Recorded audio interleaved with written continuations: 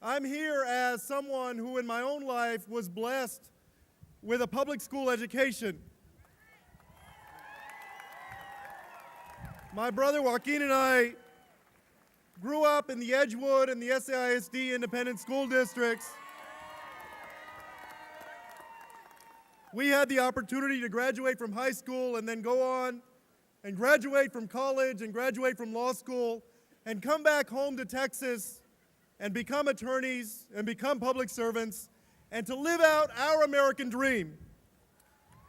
And I know that all across Texas, there are teachers in classrooms with students who have the same dreams, who have the same brains, who have the same talent, the same aspirations. They're reaching for the same thing. And the question in this legislative session is, are we going to say yes to their dreams?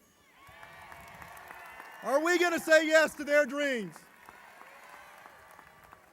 I'm proud to be here as the mayor of the second largest city in Texas, a city of 1.3 million people, a city that is one of the fastest growing cities in the United States, a city whose story over the last 30 years has been one of increasing opportunity, a city that used to be primarily based on the hospitality industry and on the military, and today is so much more than that. Today, the biosciences and healthcare are our leading industry. Today, outside of Washington, D.C., San Antonio is the center of gravity for information security, cybersecurity. Today, San Antonio is becoming a leader in the Southwest in the new energy economy.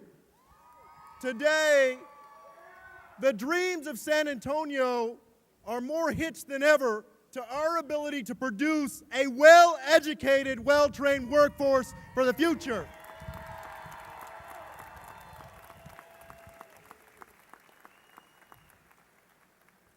And today in Texas, we host our headquarters to more Fortune 500 companies than any other state in the nation. Think about that. We have more headquarters here than California.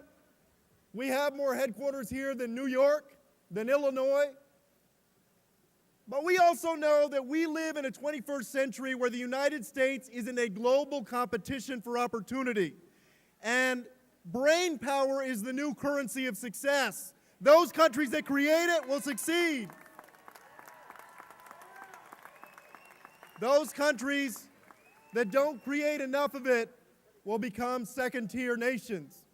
And here in Texas, I wonder how long each of those Fortune 500 companies are going to stick around if we can't produce the students who can handle the new technologies, the new calculations, the new equations of the future.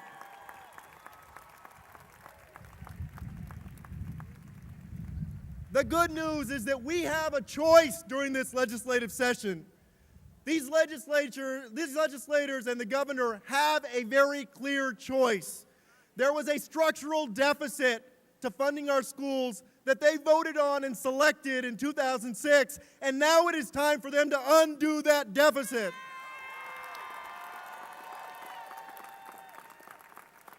And nobody across Texas should be fooled. This is not about too much spending. Texas already ranks near the bottom in terms of per pupil spending on education. And we already rank dead last, number 50, in per capita spending in the state of Texas. At the same time, Texas is the fastest growing state in the United States. We have more people coming to Texas from all over the nation than ever before. What that means is that we have a choice to make.